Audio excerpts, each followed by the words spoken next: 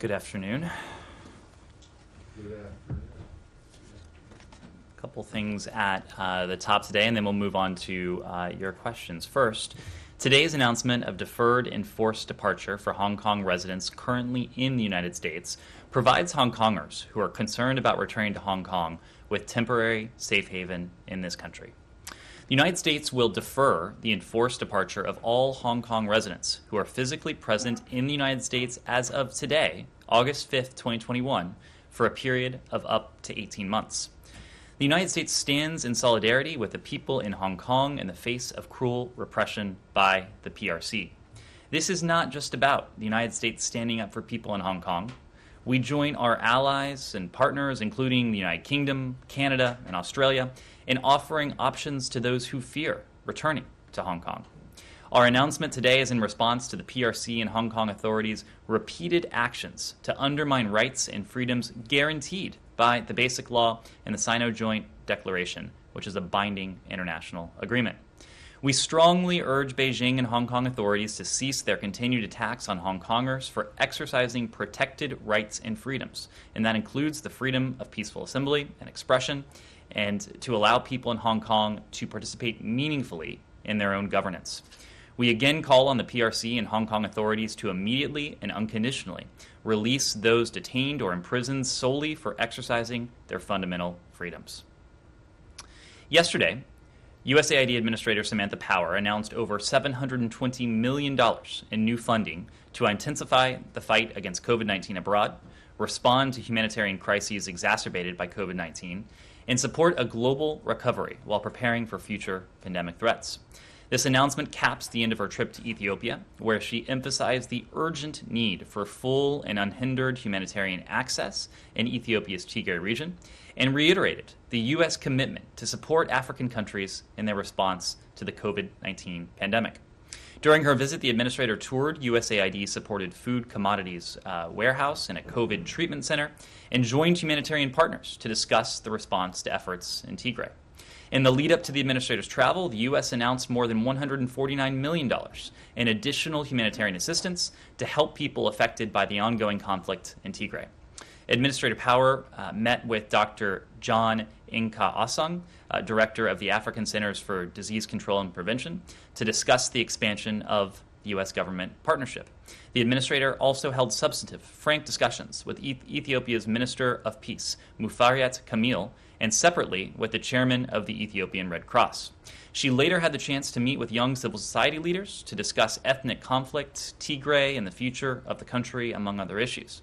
Before her visit to Ethiopia, Administrator Power spent 4 days in Sudan, where she met with Prime Minister Abdullah Hamdok, Sovereign Council Chairman Lieutenant General Abdel Fattah al-Burhan, Foreign Minister Dr. Miriam al-Mahdi, and other transitional government leaders, as well as citizens who led the protests that resulted in former dictator Omar al-Bashir's overthrow in 2019.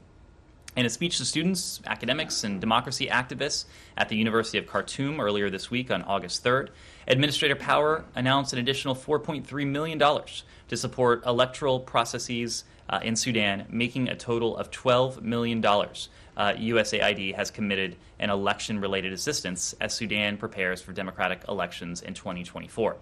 She spoke with displaced communities in Darfur and Ethiopian refugees who fled the harrowing conflict in Tigray to eastern Sudan, and saw some of the USAID programs that are providing them with life-saving assistance. So with that, happy to turn to your questions. Hey, thanks. And sorry, I don't have anything really to start with, but just on the Hong Kong thing, Sure.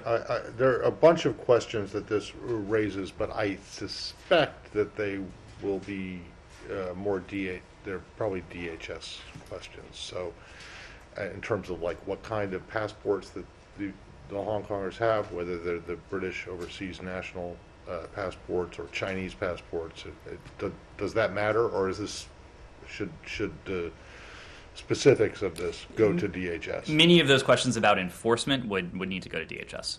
Okay. Great. Can I ask a follow-up on Hong Kong? Sure. Can you give us a little better sense of, that 18-month decision? What happens after 18 months? Is there a plan in the works to offer, the equivalent of refugee status to Hong Kongers who look to leave the territory to the U.S. And I mean, if in 18 months, their status hasn't changed and they have to go back, how does that actually help residents of Hong Kong?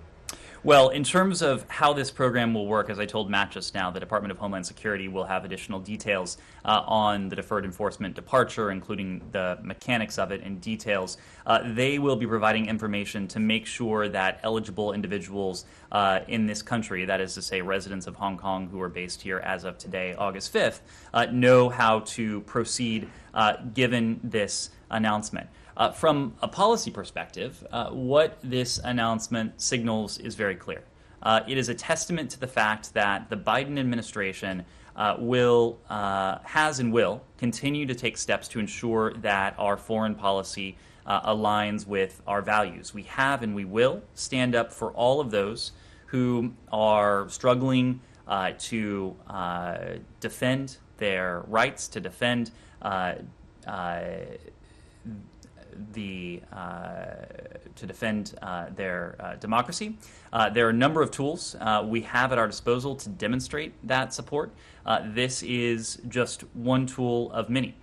Each situation is different. As we have said, even in recent weeks, we have announced a number of measures to support the aspirations of the people of Hong Kong to defend what was given to them, what was guaranteed by the PRC to them. You have heard us talk about the Hong Kong Business Advisory that we released last month, essentially warning American businesses of the deteriorating climate for the private sector in Hong Kong.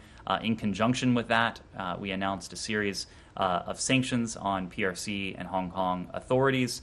Today, this deferred enforced departure announcement that President Biden made and that you've heard more about from the Department of State and the Department of Homeland Security, and all throughout our work with the international community, our partners around the world, in Europe, in the Indo-Pacific, to make clear that the United States and our like-minded allies and partners are standing with the people of Hong Kong, that we are by their side as they are seeking to protect, again, that which was guaranteed to them.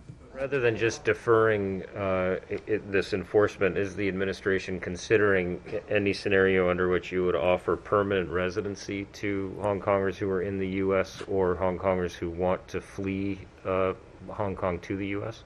Well, what is true is that residents from Hong Kong can be referred for consideration to the U.S. Refugee Admissions Program by the UN High Commissioner for Refugees or any U.S. embassy.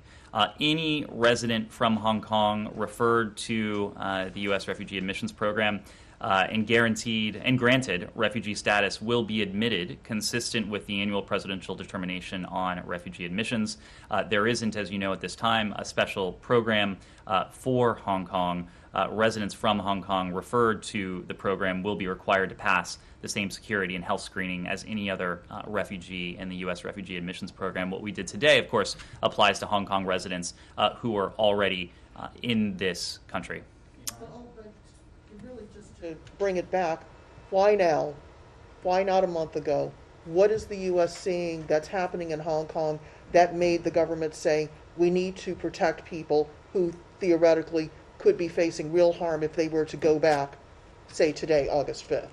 Well, the why now question is all around us, and virtually every week we have spoken of additional crackdowns, of additional incidents of repression, of continuing efforts by the part of PRC and Hong Kong authorities to assault the fundamental rights, freedoms, and again, the guarantees that to which the people of Hong Kong were promised. It is clear when you look at what is happening that PRC authorities seek to use the tools that they have given themselves, and that includes, of course, the national security law and other legislation, to make arbitrary arrests, politically motivated prosecutions of opposition candidates and politicians, activists, and peaceful protesters, with the goal, it seems, or certainly the end result, of creating an atmosphere of fear, of self-censorship, of repression among the general populace. And our measures today are a response to these and other actions by the PRC and other Hong Kong and Hong Kong authorities to undermine, again, what was promised to the people of Hong Kong, and that is the high degree of autonomy, the freedoms for people in Hong Kong and its democratic institutions. What's the estimated number affected by this memorandum, or if that's not available, what's the number of Chinese citizens arriving from Hong Kong who are in the United States right now? I don't have those numbers with me. We'll see if we can offer anything on that front for you. Later, do these things, does the date get renewed as well? Like, if someone from Hong Kong were to come tomorrow, fleeing persecution from the national security law, is that the kind of thing that has been renewed in the past, where the date is renewed and future people could get protection as well? There are various programs that afford this type of protection. Deferred enforced departure is one. There is a separate program, temporary protected status, with which you are all aware. We are always evaluating conditions on the ground in countries to which these programs apply. So this is what we're announcing today. As I've said before, even in recent weeks, we've announced a series of policy measures to indicate that we're standing with the people of Hong Kong, the business advisory, the sanctions, the statements, the spotlight that we're putting on what has been going on in Hong Kong for some time now. So if conditions warrant and an additional policy response is appropriate, we will make that clear. Yes? Can I just clarify one thing? Does the State Department have any way to collect data on how many people from Hong Kong arrive in the U.S.? I believe most of these questions will need to go to DHS. So you don't. I mean, you might get it from DHS, but unless they've gotten a visa, and even if they have gotten a visa, if they need a visa to get in, you wouldn't know. First off, I mean, you might know if you get it from. We talk to our DHS. interagency partners quite frequently. Yes. Yeah, Yep. I know, but you do not collect that information. That is primarily a DHS issue. Correct. Iran, and then I'll go to the back. Sure. So the new Iranian president sent some mixed messages today, saying he's ready to support any diplomatic plans to lift the sanctions, but also that he won't back down from defending their rights and their nuclear program. Are you, now that he's in place, are you telling the Iranian government that now is the time to resume talks in Vienna, or are you ready to wait for some more time? Well, we wouldn't want to weigh in on the messages that the new Iranian president may or may not be sending. What I can say is that our message to President Raisi is the same as our message to his predecessors, and that is very simple. The U.S. will defend and advance our national security interests and those of our partners. We hope that Iran seizes the opportunity now to advance diplomatic solutions and the diplomatic solutions that are before all of us. We're waiting to see, as I've said before, the approach that the new government in Iran will take, and we will in turn respond in consultation with our partners. For our part, we've made very clear that we are prepared to return to Vienna to resume negotiations. We are prepared to do that for one simple reason, and that goes back to the message, our message to President Raisi.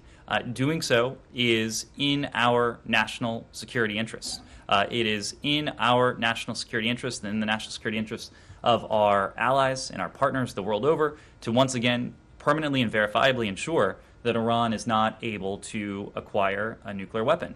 We urge Iran to return to the negotiations soon so that we can seek to conclude our work. We've heard what the new Iranian president has had to say on that score. But at the same time, and the Secretary has said this message, you've heard it from here as well, this process cannot go on indefinitely. The opportunity to achieve a mutual return to compliance with the JCPOA won't last forever. The longer this goes on, the advantages to our national security that would be accrued by a mutual return to compliance will start to chip away by the advancements that Iran is able to make while the shackles are at present removed from its nuclear program. So we're mindful of that, and that's why we urge the new Iranian government to return to diplomacy. Yes? How long are you ready to wait for? Again, we're not going to put a timeline on it, but for us, this is an urgent priority, knowing the issues that are at play, and we hope the Iranians treat it with the same degree of urgency. What specifically is the U.S. worried about losing by this extended delay in the return to talks? What progress has been made that you think could be degrading because there aren't these conversations happening? Well, for us, the more important issue, it's less the progress that has been achieved in these 6 rounds of talks. I think the United States and our partners, we assume that the 7th round would pick up where the 6th round has left off. For us, the more important issue is what the implications of further delays for the broader issue that we're talking about, and that's Iran's nuclear program. Again, this goes back to the original advantage of the JCPOA.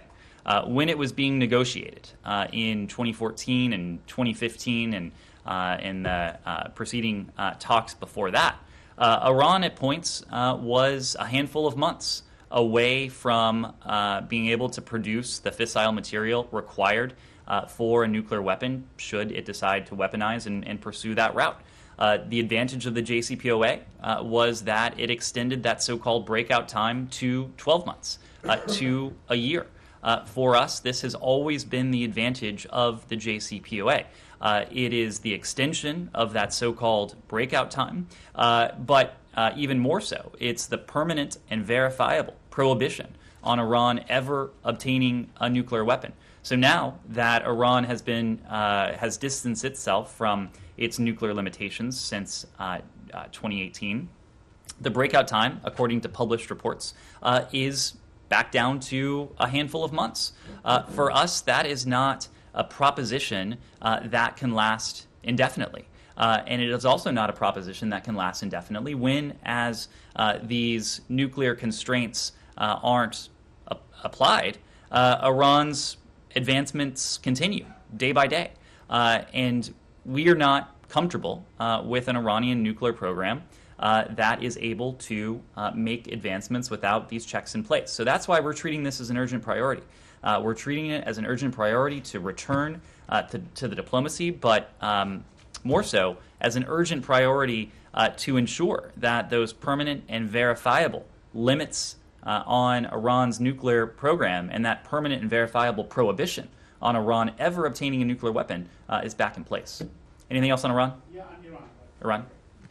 Sorry for coming in late. On the sanctions, President Raisi said today, as he said in the past, that his focus is on lifting the sanctions. Now, you guys have said in the past that you are willing to consider lifting the sanctions that were imposed under former President Trump. Is that the case? I mean, that probably covers all the sanctions that Iran would want to lift it. Well, again, the nature of sanctions relief is a primary topic of discussion in Vienna. If President Raisi is genuine in his determination to see the sanctions lifted, well, that is precisely what's on the table in Vienna. The formulation that was enshrined in the original JCPOA, the JCPOA with which we're attempting to see if we can resume mutual compliance, was a formulation that called for the lifting of nuclear sanctions in return for these permanent and verifiable limits on Iran's nuclear program. This is something that in 2015 was in the interests of the United States. It was in the interests of our P5+1 partners. According to the Supreme Leader then, and now the former president of Iran, it was in Iran's interest at that time. You just cited President Raisi's statement about wishing to see that sanctions relief come into play once again. That might suggest that there's an appetite on the part of the new Iranian government to engage in this diplomacy. We certainly hope that's the case because we believe profoundly that it remains in our interest, in the interest of our allies and partners, to see Iran's nuclear program once again permanently and verifiably restricted. But this is a new administration in Iran. We've heard their words, but to us, actions will speak louder, and the Iranians clearly have some decisions to make. Anything else on Iran before we... Just because actions speak louder, yeah. Okay, let's leave apart the increased aggression in the Gulf, the attacks on various ships, drone attacks, whether or not you guys have decided who is responsible for the incident involving multiple vessels the other day, the kidnapping attempt on someone who's living in in the States, the increase in Houthi aggression in Yemen, the Hezbollah rocket attacks on Israel. So let's leave aside all of that right now and just focus on the nuclear side of it.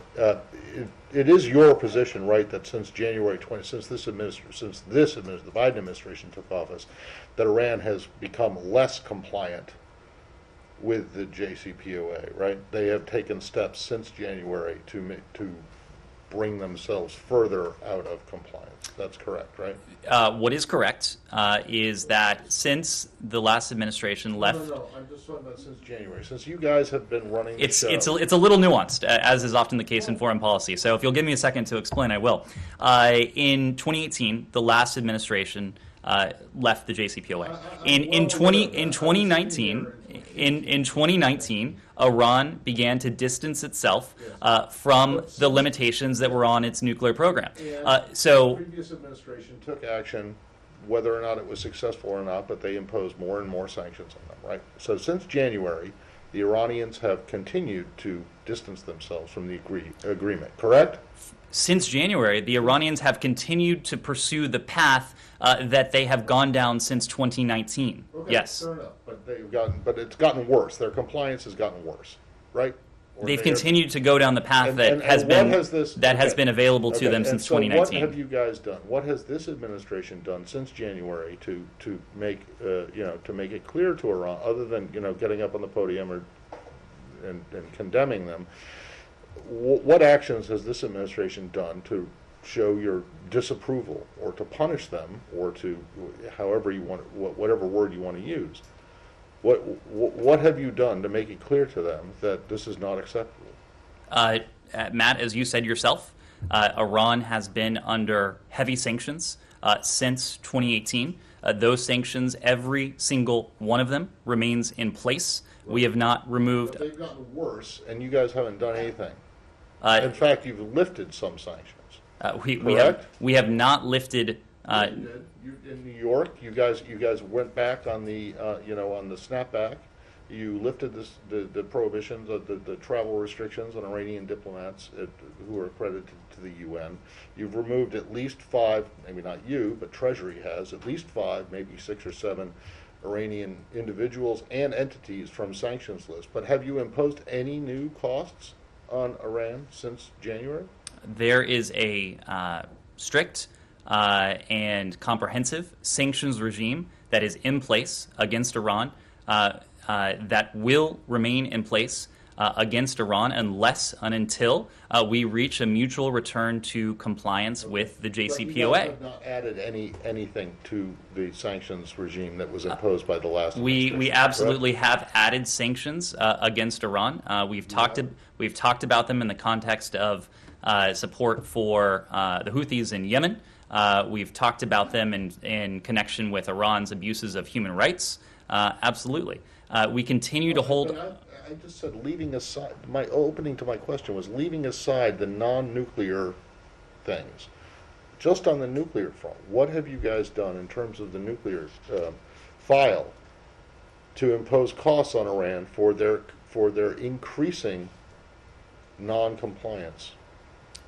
First of all, the non-compliance, it's a binary. Either they are in compliance with the JCPOA or they're not. Since 2019, Iran has not been in compliance with the JCPOA. There was a pathway that, in our estimation, unfortunately, was put before them in 2018 that they have very regrettably chosen to pursue. It is true that they have continued to make advancements in their nuclear program. This is a concern for us. It is motivating the fact that we have been very clear that this is not a process that will be open indefinitely. But as they are not compliant, you haven't done anything other than to say that you're still open to talks. And anyway, I'll stop because I don't think you can answer that. Please. Sorry, I told you I'd come back to you. Yes. Yes. Oh, okay. Thank you, Ned. My name is Mesfin from TG Ethiopian Broadcasting. I have two questions for you. Please be patient. And Ned, these questions are not only mine. They are also questions of millions and millions of Ethiopians around the globe. 2 weeks ago, when I got a chance to ask Jen Psaki a question at her White House press briefing, she responded, I quote, I would point you to State Department. I know my colleague Ned Price is briefing later this afternoon and giving you more details on what our work is. Since this press briefing is a pooled press coverage, I was not able to come soon to ask you this question. And I'm glad I'm here today, Ned, and here is a question I asked Jen Psaki, and I want you to answer it for me. The United States and other countries have been supporting and into the fighting in the Tigray region. And at the first step, as you know, to end the fighting, the government of Ethiopia declared a unilateral ceasefire and pulled out the troops from the Tigray region. But TPLF, the Tigray Liberation Front, rejected the ceasefire, calling it a sick joke. And the TPLF continued the war, especially by deploying child soldiers in this conflict. And if the war continues, there are thousands and thousands of people will die. Ned, what is the Biden's administration statement on TPLF's refusal to accept the ceasefire and the use of children as soldiers? Thank you. Well, thank you for that question. There are a couple pieces there. One, I want to be very clear on these allegations that the TPLF is recruiting child soldiers. We are very much concerned by these reports. We take these allegations very seriously. We reiterate our call for all parties to adhere strictly to international humanitarian law, and for those responsible for violations of international humanitarian law and human rights abuses to be held accountable. When it comes to the broader conflict, we have made this point before, but again, it bears repeating. We call on the TPLF.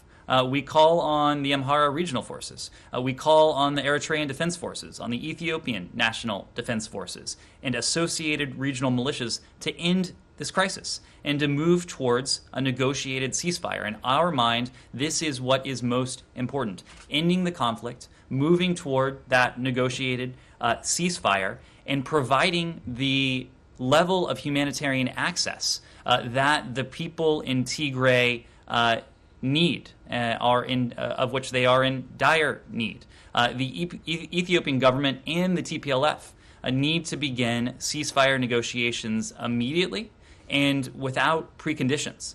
This should lead to a broader dialogue to find a durable political solution to this conflict.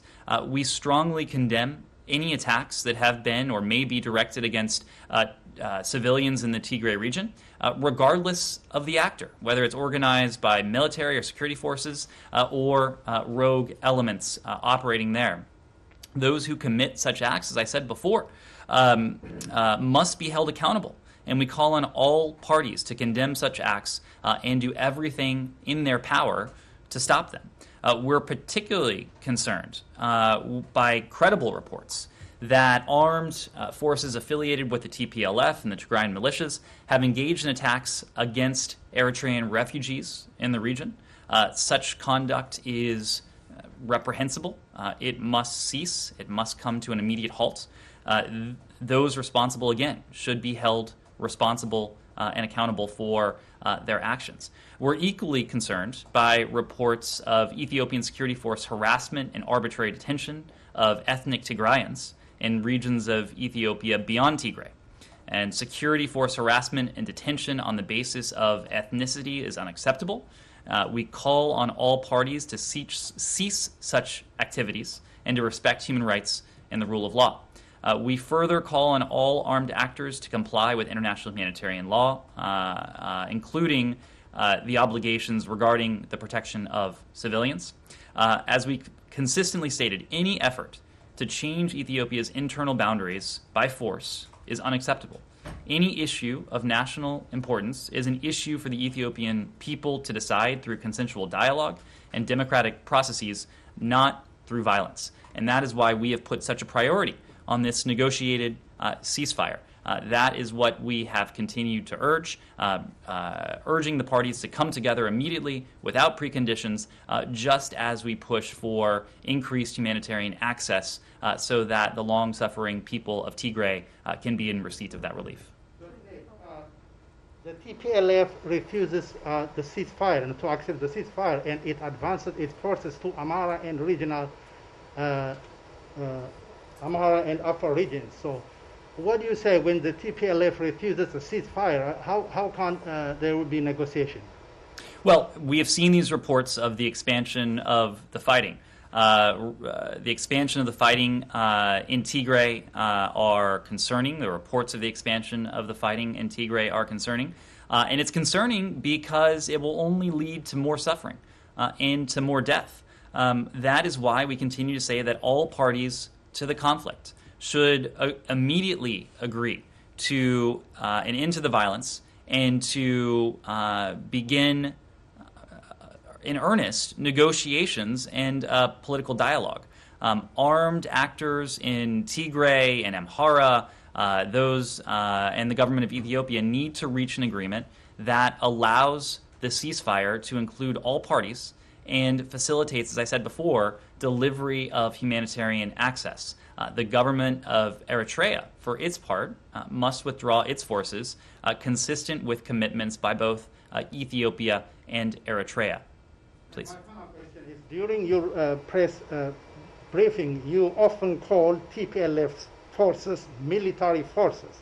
As you know, TPLF is an opposition and armed resistance to the established Ethiopian government, whether you like it or not, which makes, if the TPLF is against the government, then it makes it rebel force. Even though my English is second language, military is a name given to the armed forces of a country. So, Nim, why are you calling TPLF forces military whenever you give the press briefings? The military is for, as I said, is for given for a country forces, not just for rebel forces. So the point we've been making, and what in part makes this conflict so concerning, is the fact that a range of actors are engaged in violence and in some cases in these reported atrocities.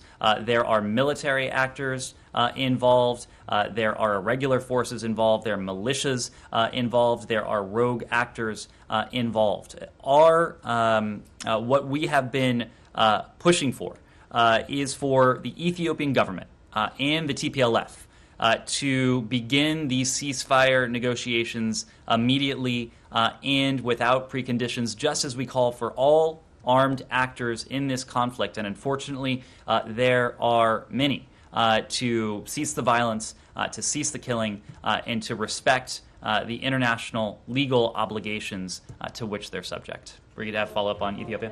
Sure. Going back to Power's trip, did she get any concrete guarantees while in Ethiopia? Was there any commitment from the Ethiopian government on humanitarian access to Tigray? And then while we're on this, forces from Ethiopia's Tigray region have taken control of the town of Lalibela, which is a UN World Heritage Site. Mm-hmm. Do you have any reaction to this? And do you have any comment on the responsibility, if any, of forces to protect the World Heritage Site? So on Ambassador Power's trip, I suspect there will be additional details available later today. She also had a press conference in Addis prior to the conclusion of her trip. It was during that press conference that she spoke of her conversation with the Minister of Peace. And she called, as she said, yet again, for a cessation of hostilities, and unhindered humanitarian access. And she reiterated the United States' care and concern for the people of Ethiopia no matter their identity or affiliation. She, of course, also did announce a very substantial sum of aid. One of the USAID has, we've worked very closely with USAID on this issue of humanitarian access. It is an issue that Ambassador Power stressed. It's an issue that Secretary Blinken has stressed directly in his conversations with Prime Minister Abiy. It's an issue that the Special Envoy, Ambassador Feltman, has stressed as well, and we will continue to work that. Remind me what your second question was? Lalibela. Right. When it comes to Lalibela, we recall that when the World Heritage Committee inscribed the rock-hewn churches of Lalibela to the World Heritage List, the committee described the whole of Lalibela as a testament to Ethiopia's civilization and the medieval civilization that was there. Lalibela represents part of Ethiopia's unique, diverse, and rich cultural heritage, and it's something that should serve to unite all Ethiopians. We've seen the reports that Tigrayan forces have taken Lalibela. We call on the TPLF to protect this cultural heritage. We also call on all parties to the conflict to end the violence, as I said before, to initiate talks to achieve a negotiated ceasefire, and for the TPLF to withdraw its associated military forces immediately from the Amhara and Afar regions.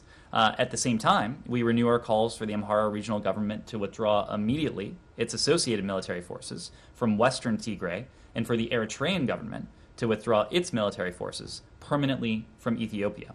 All parties, as we've said, should accelerate unhindered delivery of humanitarian assistance to those affected by the conflict, and the commercial blockade of Tigray must come to an end. Yes, Connor. Ambassador Power met the Minister of Peace, but she did not meet Prime Minister Abiy or other senior Ethiopian officials. Do you believe that she was snubbed in not having these meetings? And do you think, to Daphne's question, that your point about humanitarian access is being heard within the Ethiopian government? In terms of the meetings that Ambassador Power had, she was able, as we've said before, to meet with the Minister of Peace. She was able to take part in a very frank conversation with the minister about these issues. We seek to engage, and we have engaged, Ethiopia's leadership at various levels. The Minister of Peace in the past, Secretary Blinken, Ambassador Feltman, have had conversations with Prime Minister Abe. We have been very clear with the Prime Minister about the need for this humanitarian access, about the need for this for ceasefire talks to start, and for a negotiated ceasefire to be on the table as an immediate priority. Yes. I wanted to ask you about India and UN Security Council. India is the president of UN Security Council for the month of August, and in the past 3 presidents and administrations had supported publicly about India being a permanent member of UN Security Council. What is this administration's position on that? Well, we value working with India at the United Nations, including in the context this month of the Security Council. We believe that a reformed Security Council that is representative, that is effective, and that is relevant is in the best interest of the United States and all of the UN member states. And we look forward to the opportunity of working very closely with India in the context of the Security Council in the coming weeks. Does this administration think that India should be a permanent member of the UN Security Council? Well, we support building a consensus for modest enlargement of the Security Council for both permanent and non-permanent members, provided it does not diminish its effectiveness or its efficacy and does not alter or expand the veto. What is modest expansion? Number 3, 4, what's the number of that?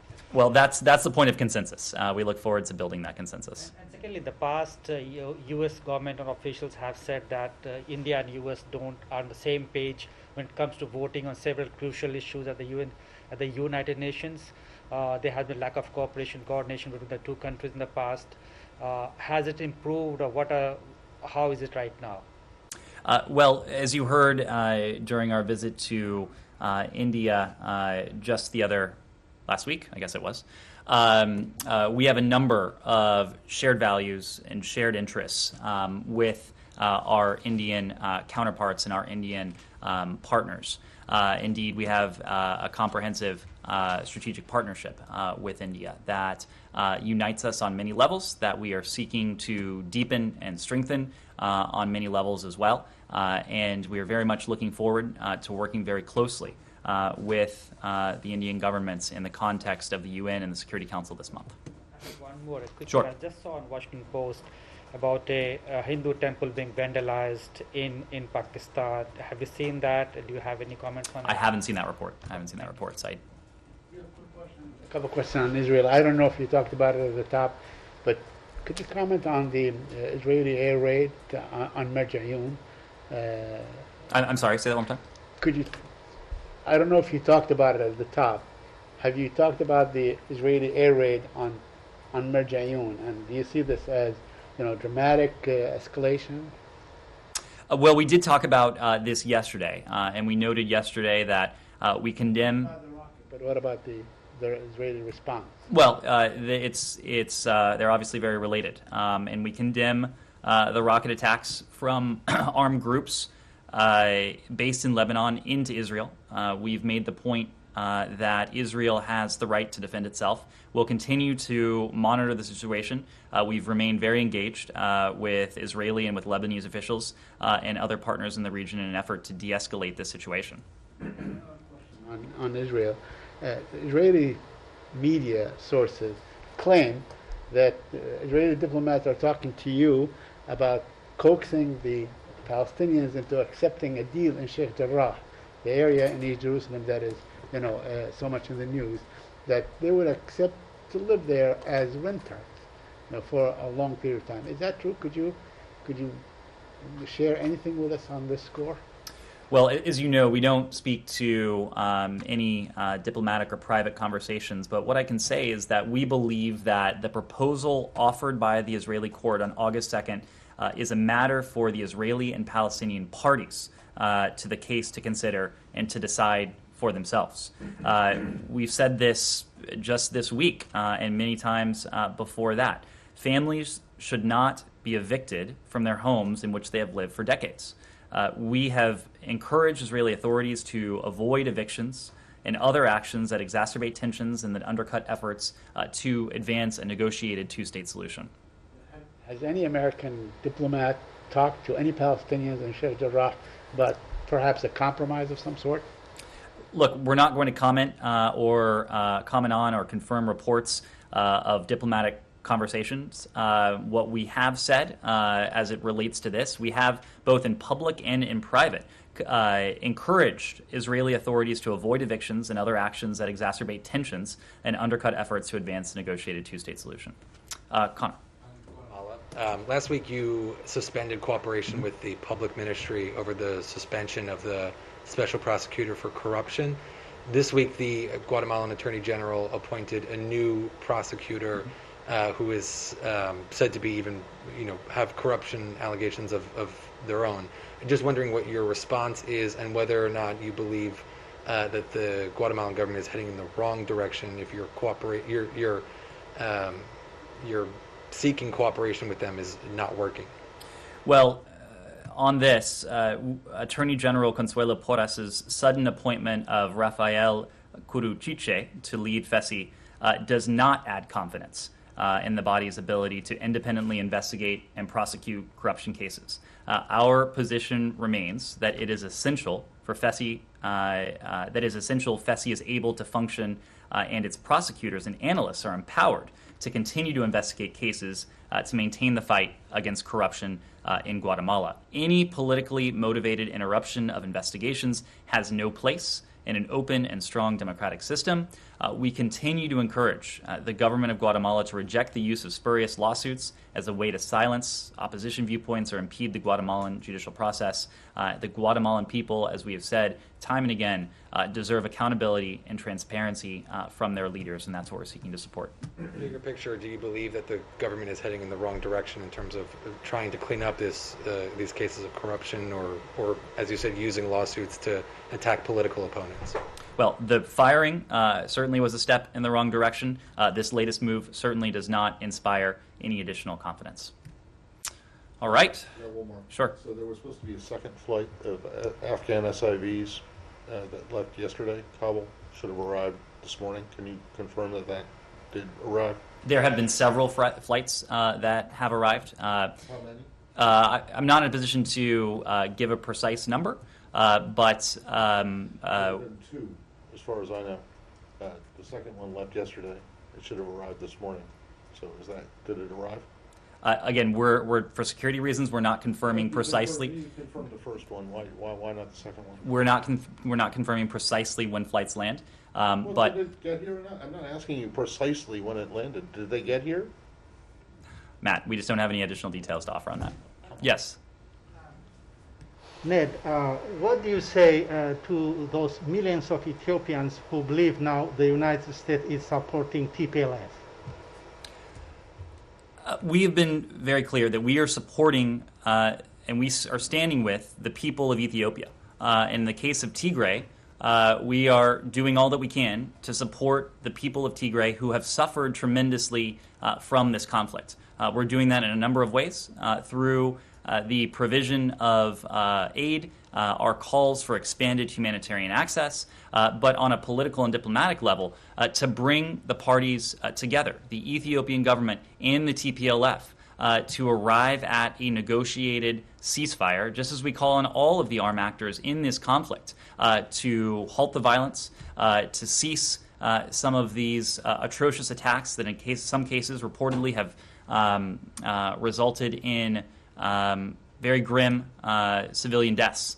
We are working urgently on this. Our priority, again, is to bring about peace and security for the people of Tigray in the form of a negotiated ceasefire to this conflict. Thank you very much.